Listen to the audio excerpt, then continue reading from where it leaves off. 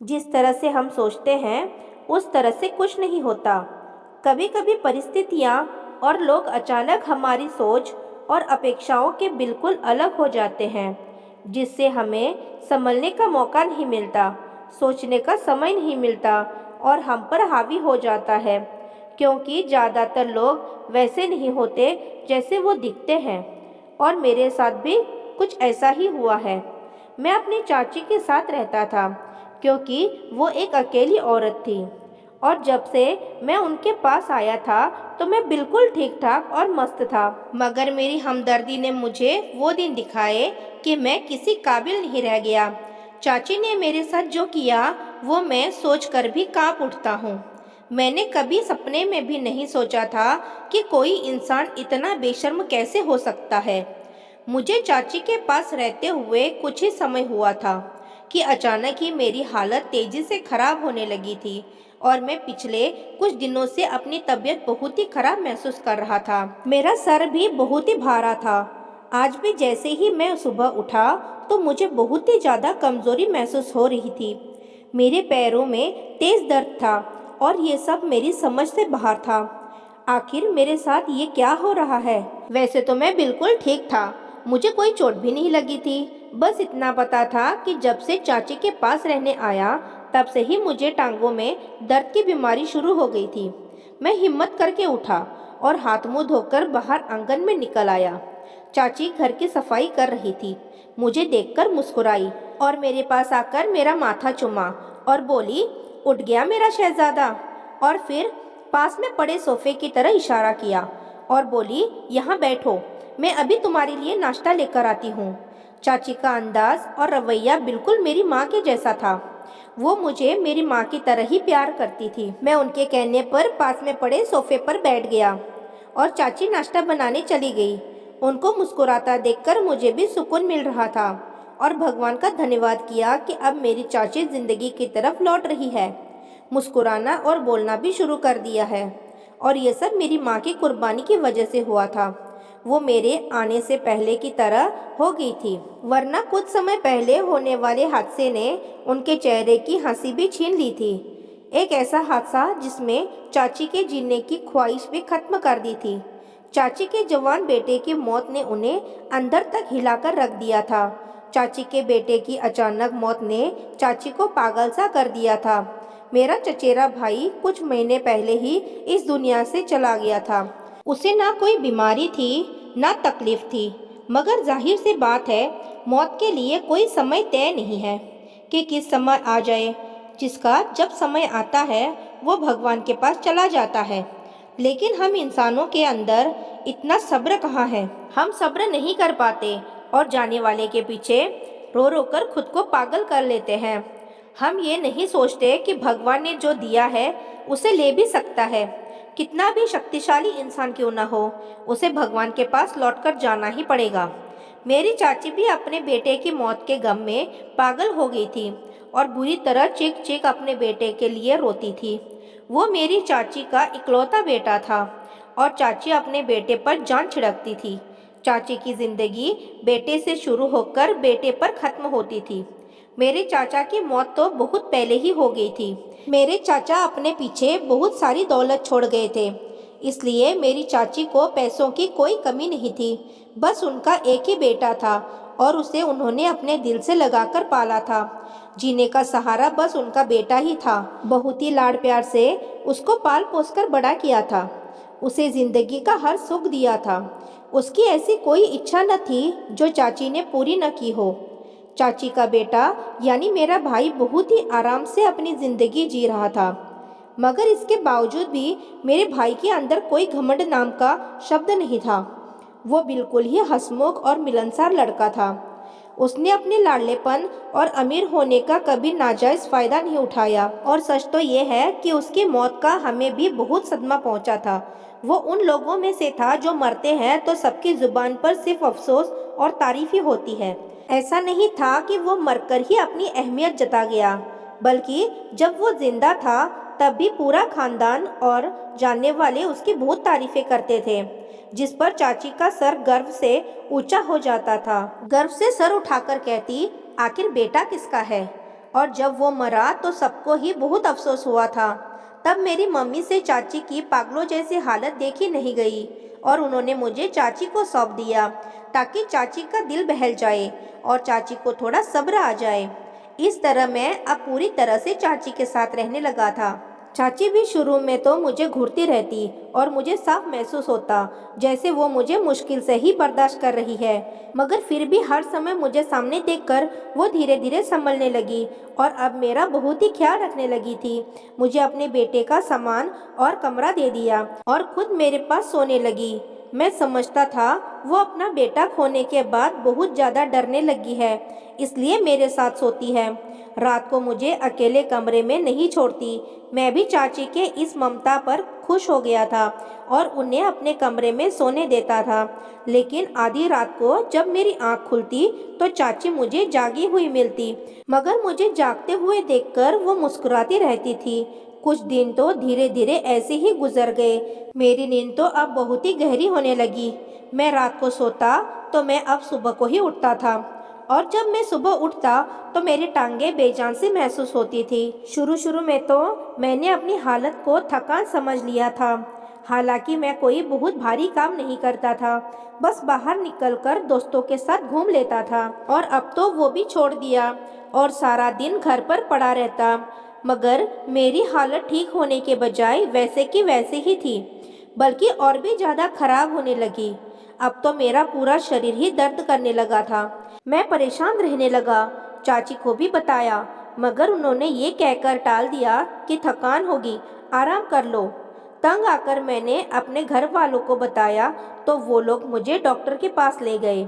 Doctor ने मेरा checkup किया तो डॉक्टर चौंक पड़ा क्योंकि चाची रोज़ाना मेरे साथ। मेरा नाम सूरज है और मेरी उम्र 18 साल है और एक अच्छे खाते पीते घर में मैं पैदा हुआ था।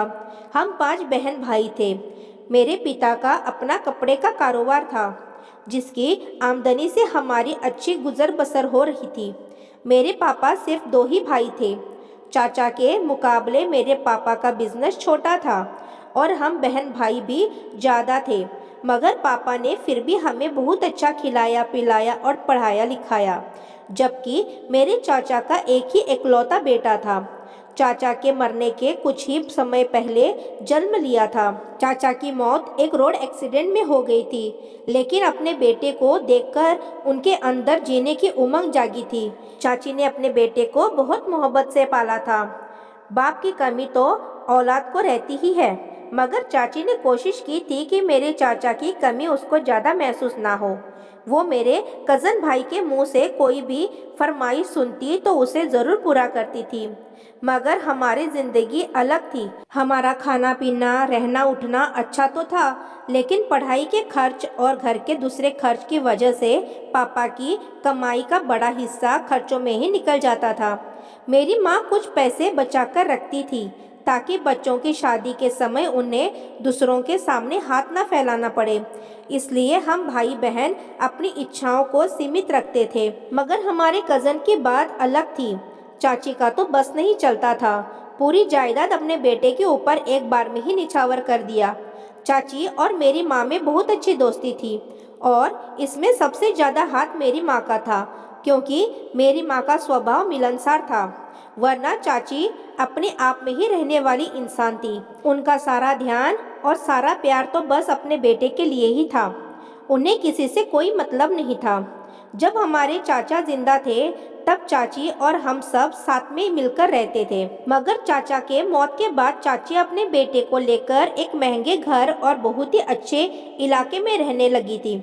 लेकिन हमारे बीच का जो प्यार का संबंध था, जो रिश्ता था, वो खत्म नहीं हुआ था। हम अक्सर चाची के घर चले जाया करते थे और मेरी चाची का बेटा भी हमारे घर चला आया करता था। वो बहुत ही अच्छा और सुलझा हुआ लड़का था जिसने अपने पापा की मौत के बाद मेरे पापा को ही अपना बाप समझ लिया था और अपनी हर समस्या मेरे पापा से पूछता और उन्हें अपनी हर प्रॉब्लम बताता था। मेरी माँ को वो माँ का दर्जा ही देता था और हम बहन भाइयों से भी उसका बहन भाइयों वाला ही रिश्ता था। कयामत तो हम पर तब टूट पड़ी जब एक रोज़ अचानक ही सुबह सुबह मेरे भाई के मरने की मुझे खबर मिली। हम सबको बहुत बड़ा सदमा पहुंचा था और हम लोग सबके सब दंग रह गए थे, क्योंकि वो एक दिन पहले ही हम सबसे मिलकर गया था और उस समय वो बिल्कुल ठीक ठाक और एकदम स्वस्थ था। फिर सुबह सुबह अचानक उसे क्या हो गया? इंसानों के अंदर ये तो नेचुरल है कि जब हम किसी के मरने की खबर सुनते हैं तो उसके मौत का कारण भी खोजने लगते हैं। हमें लगता है कि वो सोते हुए मरा है तो ज़रूर इसकी कोई वजह होगी। हालांकि मौत के लिए किसी कारण का होना ज़रूरी नहीं होता।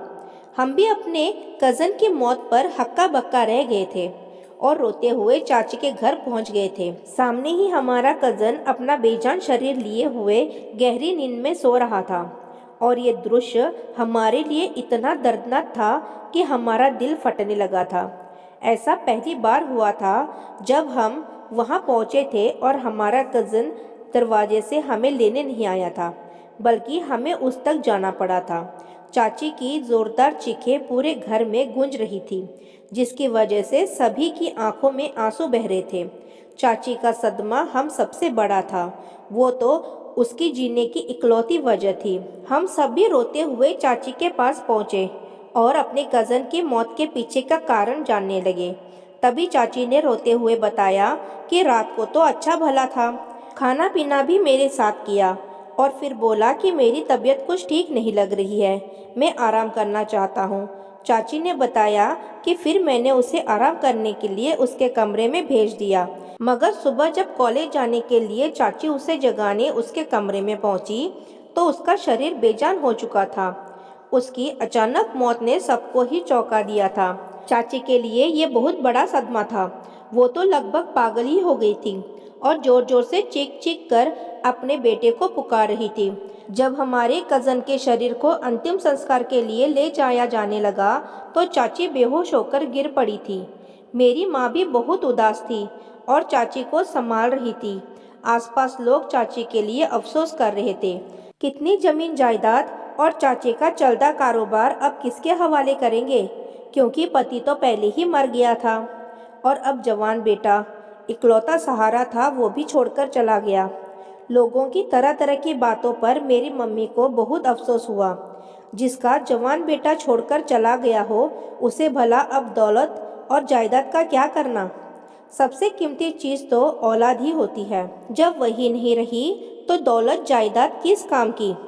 एक माँ के लिए तो उसकी पूरी दुनिया उसका बच्चा ही होता है और वही दुनिया चाची की लूट चुकी थी। चाची को बहुत देर बाद बहुत ही मुश्किलों से होश में लाया गया था, मगर जैसे ही होश में आने के बाद उन्होंने अपने बेटे को अपने पास नहीं देखा तो वो उल्टी सीधी बातें करने लगी। कभी कहती कि उनके बेटे को किसी ने मार डाला है और कभी वो चीखने लगती कि उनका बेटा जिंदा है, अपने कमरे में सो रहा है, जल्दी से उठाकर लाओ, मैं अभी उसके लिए नाश्ता बनाती हूँ। हम सब जानते थे कि उनकी हालत तो उनके जवान बेटे की अचानक मौत की वजह से ऐसी हो गई है, इसलिए सबकी ही आंखों में आंसू बह रहे थे। मेरी माँ ने जब ये देखा तो वो परेशान हो गई, क्योंकि हम सारी ज़िंदगी चाची के पास नहीं रह सकते थे और अब चाची अपने बड़े से घर में अकेले कैसे रहती। हम लोगों को तो अपने घर जाना ही था, क्योंकि हमारा अपना घर था। मम्मी ने चाची को अपने साथ चलने को कहा, मगर वो नहीं मानी। उन्होंने कहा कि मैं इसी घर में रहना चाहती हूँ, क्योंकि कभी भी मेरा बेटा आ सकता है।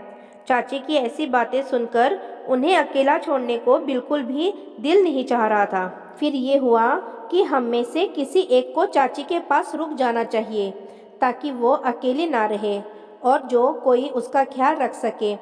मेरी बहनों को अकेला नहीं छोड़ा जा सकता था और बड़ा भाई चाची के पास रहने को तैयार नहीं था, इसलिए घर वालों ने मुझे ही चाची के पास छोड़ दिया और मुझे समझा बुझाकर चले गए।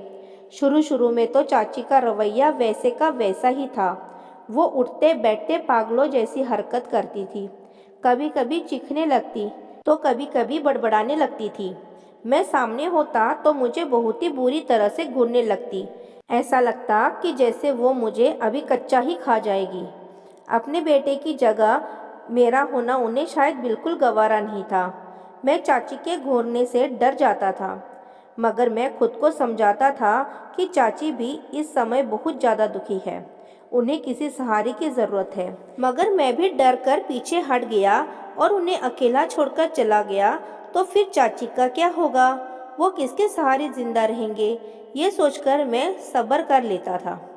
मुझे उनकी परवाह भी थी। मैं चाहता था कि किसी तरह मेरी चाची नॉर्मल हो जाए, उनकी तबीयत पहले की तरह ठीक हो जाए, तो फिर मैं अपने घर चला जाऊंगा। इसलिए मैं चाची के हर बुरे रवैये को सह रहा था और मैं उन्हें हर तरफ से मनाने की कोशिश करता रहता था। चाची भी अब कुछ कुछ बदलने लगी थी। अब वो खा जाने वाली नज़रों से नहीं देखती थी, बल्कि वो मुझे आंखों में चमक लिए देखती रहती थी। ऐसा लगता कि जैसे वो मुझे देखकर खुश हो रही है। एक दिन वो मुझे पकड़कर अपने बेटे के कमरे में ले गई और उसका सारा कीमती सामान उठाकर मुझे देने लगी। चाची के अंदर आए इतने बड़े बदलाव पर मैं हैरान था, मगर मैं खुश भी था कि चलो मैंने चाची को दुख के दरिया से निकाल लिया है। धीरे धीरे चाची नॉर्मल हो रही थी, जिंदगी की तरफ लौट रही थी और मेरा ये सोचना बिल्कुल सही निकला था। चाची बहुत ज़्यादा मुझे संभालने लगी थी, मेरे लिए अपने हाथों से खाना बनाती और मुझे अपने पास बिठाकर मुझे खाना खिलाती। ज़्यादातर समय मेरे आसपास ही रहती, बहाने बहाने से मेरे सारे काम करती। मैं भी चाची के इस रवैये पर बहुत खुश था कि चलो धीरे धीरे चाची अब ठीक हो रही है। लेकिन कभी अगर मैं रातों को जागता तो चाची मुझे जागती मिलती। मुझे चाची की अभी चिंता रहती थी। मुझे लगता कि शायद अभी वो अपने बेटे को भूल नहीं पाई है और उसकी याद में रात को जागती रहती है। लेकिन चाची मेरे कमरे में मेरे पास ही सोती थी। कुछ दिन बाद मेरी नींद बहुत ही ज़्यादा गहरी होती चली गई कि मैं रात को सोता तो सुबह को ही मेरी आँख खुलती, वो भी चाची ने जगाने पर ही उठता। मैंने इस बात पर ज़्यादा ध्यान नहीं दिया क्योंकि मुझे यही लगता था कि दिन भर की थकान की वजह से शायद रात को मैं गहरी नींद सो जाता हूँ। लेकिन इतनी लंबी नींद लेने के बाद भी मेरी सेहत अचानक धीरे धीरे गिरने लगी थी। मैं थका थका सा रहने लगा था और सुबह उठता तो मेरी टांगें बेजान सी होती थी। मैं इसे अपनी थकान समझ लेता था और अपनी हालत को इग्नोर कर देता था। अपनी तरफ से पूरा आराम करने की कोशिश करता, मगर मुझे कोई फ़ायदा नहीं हो रहा था। अब तो धीरे धीरे मेरे चेहरे की चमक भी खत्म होने लगी थी। आंखों के नीचे काले घेरे बढ़ने लगे थे। शरीर दिन ब दिन कमज़ोर होता जा रहा था। हालांकि मेरी चाची मुझे अच्छा खाना दे रही थी। सोने से पहले एक गिलास दूध भी देती थी। सुबह दूध, ब्रेड, मक्खन, पता नहीं नाश्ते के टेबल पर क्या क्या मौजूद रहता था। सच कहूँ तो मेरी ज़िंदगी अपनी चाची के घर, अपने घर से ज़्यादा ऐश के साथ गुजर रही थी। मगर फिर भी मैं कमज़ोर होता जा रहा था और ये बात मुझे बिल्कुल भी समझ नहीं आ रही थी। मैंने एक दिन अपनी ये परेशानी अपनी चाची को बताई कि मुझे कुछ अजीब सा महसूस हो रहा है, कमज़ोरी भी बहुत ज़्यादा महसूस हो रही है। मेरी बात पर चाची ने गौर से मुझे देखा और नामे सिर हिलाते हुए बोली कि ऐसा कुछ भी नहीं है, सिर्फ तुम्हारा वहम है। तुम दोस्तों के पास चले जाते हो तो खेलने कूदने में थकान हो जाती होगी, आराम करो, ठीक हो जाएगा। मैं चाची की बात सुनकर चुप हो गया, मगर मैं कोई बच्चा नहीं था जो मैं अपनी हालत को ऐसे इग्नोर कर देता। नया नया जवान हो रहा था, खेलने कूदने से मुझे इतनी कमज़ोरी नहीं होनी चाहिए थी। इसलिए मैंने चाची से ज़्यादा बहस नहीं की और अपने कमरे में आराम करने चला गया। अब तो मैंने अपने दोस्तों के साथ बाहर जाना भी छोड़ दिया था। बाहर से थोड़ा बहुत सामान चाची के लिए लाता था। अब मुझे शर्मिंदगी महसूस होने लगी थी कि चाची का ख्याल रखने की बजाय उन पर बोझ बनता जा रहा हूँ। मैं खुद सारी जिम्मेदारियाँ लेना चाहता था, मगर मैं अब बिल्कुल ही कमज़ोर हो चुका था। घर में चलना भी मुश्किल हो रहा था। कॉलेज जाना तो दूर की बात थी। कभी कभी जब कॉलेज चला जाता तो मेरे दोस्त मुझे हैरान होकर देखते और कहते, इतने कमज़ोर क्यों होते जा रहे हो। अब तो मेरे टीचर ने भी महसूस कर लिया था और मुझे सलाह दी कि किसी डॉक्टर को दिखाओ। लेकिन मैं कहता तो क्या कहता, चाची ने तो मेरी बात मानने से ही इनकार कर दिया था और फिर एक दिन मजबूर होकर मैं अपने घर चला गया और उन्हें अपनी समस्या बताई। मेरी हालत देखते ही मेरे घर वाले बहुत ज़्यादा घबरा गए थे। मेरे पापा मुझे उस समय डॉक्टर के पास लेकर गए। डॉक्टर ने मेरी हालत देखी तो वो भी मुझे देखकर चौंक गया। उसने मेरा चेकअप किया और वो भी हैरान हो गया। वो मुझसे तरह तरह के सवाल करने लगे कि मैं कहाँ रहता हूँ, मेरे साथ कौन कौन है। पापा और मैं ऐसे सवालों पर हैरान थे। मैंने डॉक्टर को बताया कि मैं अपनी चाची के साथ रहता हूँ और घर में सिर्फ मेरी चाची के अलावा और कोई नहीं होता। डॉक्टर ने ये सुनकर हैरत का इजहार किया और मेरे हालत की वजह मेरे पापा को बताई तो मुझे और पापा को तेज झटका लगा। पापा का चेहरा गुस्से से लाल हो गया था और मैं बैठा रह गया। हम दोनों बाप बेटे सर झुकाए घर पहुँचे तो घर वाले हमारा ही इंतज़ार कर रहे थे। जैसे ही हम घर के अंदर दाखिल हुए, मेरी माँ मेरे पास आई और पूछा कि डॉक्टर ने क्या कहा। पापा शायद गुस्से में थे। वो गुस्से में बोले कि वो औरत दिमाग की मरीज है और बहुत ही बेशर्म है। पापा तो ये भी बोल रहे थे कि चाची ने अपना बेटा खुद मारा होगा। मेरी माँ हैरान रह गई। पापा को समझाने की कोशिश करने लगी कि वो भला ऐसा क्यों करेगी, अपने बेटे की जान कोई क्यों लेगा, वो तो उसे कितने प्यार से पाल रही थी। माँ की बात पर पापा भड़क उठे और उल्टा मेरी माँ से ही लड़ने लगे कि औलाद हमारी कोई फालतू नहीं है जो तुम उस औरत को दिल बहलाने के लिए मेरा बेटा उसे दे आई थी। तुम्हें अंदाज़ा भी है कि वो हमारे बेटे के साथ क्या कर रही थी। पापा की बात सुनकर मम्मी भी चौंक गई। मुझे देखा तो मैं अपना सिर झुकाए बैठा हुआ था। मुझे दुख हो रहा था कि मैं उस औरत को अपनी माँ समझता रहा और वो मेरे साथ क्या करती रही। मेरे कानों में तो अब तक डॉक्टर की बात गूंज रही थी। डॉक्टर ने पापा को बताया था कि मुझे स्लो पॉइजन दिया जा रहा है, जिसकी वजह से मेरी ये हालत हो गई थी और मैं धीरे धीरे मौत के मुंह में जा रहा था। तब मुझे पता चला कि मैं क्यों अब रातों को गहरी नींद सोने लगा था और चाची क्यों मुझे रोजाना सोने से पहले एक गिलास दूध देना कभी नहीं भूलती थी। पापा ने मेरी मम्मी को बताया कि वो सदमे से एक तरफ को बैठ गई। अगर मैं घर में आकर किसी को ना बताता तो यकीनन एक दिन खामोशी से इस दुनिया से चला जाता और मेरे माँ बाप को मेरे मरने की वजह भी पता नहीं चल पाती। मेरी माँ मेरी हालत देखकर रो रही थी और मुझसे माफ़िया मांग रही थी कि मुझे माफ़ कर दो। मैं नासमझ थी जो उस औरत को समझ नहीं पाई और तुम्हें उसके हवाले कर दिया। मैं जानता था कि इसमें मेरी माँ की कोई गलती नहीं थी। मैं अपने माँ पर कोई बोझ नहीं था, बल्कि वो तो चाची के ख्याल से मुझे वहाँ छोड़कर आई थी। उसका दिल बिल्कुल साफ था। अब मेरी माँ ने मुझे अपने साथ ही रख लिया। फिर एक दिन मैं, पापा और मेरी माँ मेरा सामान लेने चाची के घर पहुँच गए। पापा ने चाची से लड़ाई की और उन्हें भला बुरा कहा कि वो अपना जवान बेटा उसके हवाले करके गए थे और उन्होंने उसका क्या सिला दिया। इस पर चाची ने जो बात कही उसे सुनकर मेरे माँ बाप की बोलती बंद हो गई। उन्हें तो कुछ समझ में ही नहीं आ रहा था। चाची गुस्से से चीखते हुए कहने लगी कि तुम लोगों ने मेरी हमदर्दी में नहीं बल्कि मेरी दौलत जायदाद के लालच में अपना बेटा मुझे सौंपा था। तुम लोगों ने मेरे बेटे को भी अपने साथ मिला लिया था। वो हमेशा तुम लोगों के गुण गाता रहता। तुम लोगों ने सोचा होगा कि ऐसा करके तुम मेरी सारी दौलत को हथिया लोगे। वो न जाने क्या क्या बोलते जा रही थी। तब हमें पता चला चाची के दिल में हमारे लिए कितनी नफरत भरी हुई है। चाची को लग रहा था कि हम दौलत जायदाद के चक्कर में उनके बेटे से इतना प्यार करते हैं, हालांकि ऐसा कुछ भी नहीं था। फिर मेरी चाची मेरी माँ से चिल्लाते हुए बोली कि मेरे बेटे पर डोरे डाल रखे थे तुम लोगों ने। अपनी बहन की बेटी की शादी मेरे बेटे से करवाना चाहती थी, जिससे कि मेरे बेटे को मुझसे छीन सको और सारी दौलत हत्या सको। उस दिन भी मेरा बेटा मेरे पास यही कहने आया था कि माँ, ताई जी की बहन की बेटी से शादी करना चाहता हूँ। मैं उसे पसंद करता हूँ और मैं फ़ौरन समझ गई थी कि ये सब पट्टी तुम्हारी पढ़ाई हुई है। मैंने फ़ौरन मना कर दिया। मैंने अपने बेटे की सारी इच्छा पूरी की थी, लेकिन मैं उसकी ये इच्छा हरगिज़ पूरी नहीं कर सकती थी। मेरा बेटा मेरी बहुत इज्जत करता था, मेरी सारी बातें मानता था।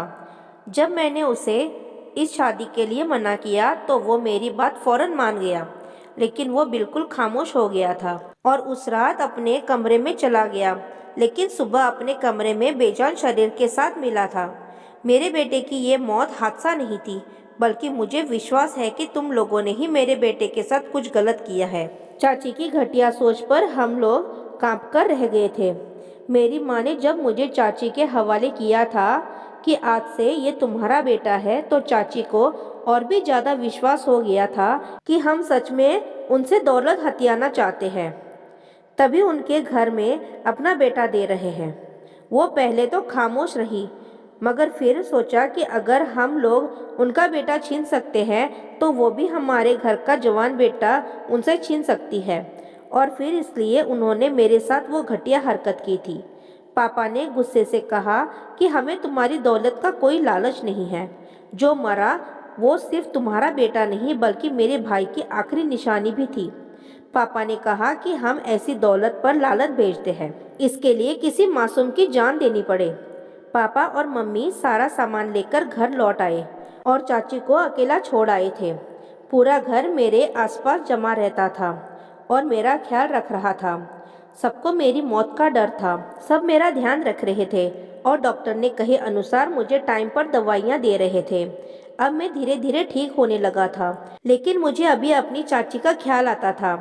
मुझे उनका वो छुप छुप कर रोना याद आता था कि कैसे वो अपने बेटे के गम में छुप छुप कर रोया करती थी। मैं तो उन्हें अपनी माँ समझने लगा था और उनके साथ रहने से मुझे उनसे मोहब्बत हो गई थी। मैं जैसे ही ठीक हुआ चाची के पास फिर से पहुंच गया। चाची मुझे देखकर नजरें चुराने लगी थी। वो बहुत ही कमज़ोर और बीमार लग रही थी। मैंने उनका हाथ थामकर उन्हें अपने साथ चलने को कहा। मैंने चाची से कहा कि आप अपनी सारी दौलत जायदाद को गरीबों में बांट दें और गरीबों के लिए एक बड़ा सा अस्पताल बना दें, जिसमें गरीबों का मुफ्त इलाज किया जाएगा। हो सकता है ऐसा करने से आपके बेटे की आत्मा को शांति मिले और आपके दिल को भी चैन मिले। मुझे आपकी दौलत जायदाद का कोई लालच नहीं है। मेरी बात सुनकर चाची रो पड़ी और मुझसे माफ़ी मांगने लगी। उन्हें अपने किए पर पछतावा होने लगा था। मैंने माँ समझकर अपने चाची को माफ़ कर दिया। उन्होंने अपनी जायदाद का आधा हिस्सा मुझे लेने को कहा, लेकिन मैंने मना कर दिया। फिर चाची ने अपनी सारी दौलत जायदाद आज गरीबों में बांट दी है। अपने बेटे के नाम से एक अस्पताल बनवाया और उसमें गरीबों का मुफ्त इलाज होने लगा। अब चाची हमारे साथ ही रहती है। उनके चेहरे पर सच्ची खुशी दिखाई देती है, जिसे देखकर मेरे दिल को बहुत सुकून मिलता है। मेरे घर वालों ने भी चाची को माफ़ कर दिया है और हम सब लोग अब मिलकर रहते हैं। तो दोस्तों, वीडियो कैसी लगी कमेंट करके ज़रूर बताना। वीडियो को लाइक और चैनल को सब्सक्राइब कर देना। धन्यवाद।